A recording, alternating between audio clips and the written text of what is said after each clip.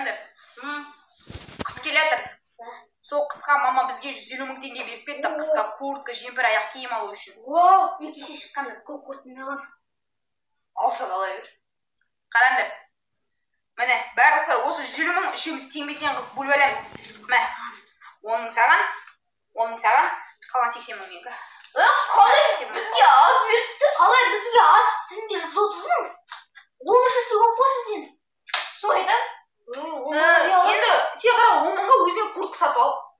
Сосын мынаны ескі киімдерді кие беремісің бе? Болды? Жарайды. Ол мен ескі құсқымды кисін. Мен куртка аламын тоже 10 мыңға. Ол кетеді. Тыржан жүрем бе?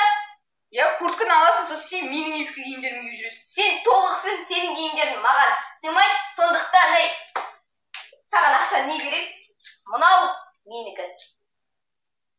Ладно. Сен оны ескі киімдерді кие бересің. Давай. Ақылдар. Қыз болып туасам келген.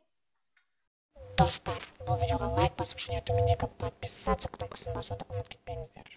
Рахмет.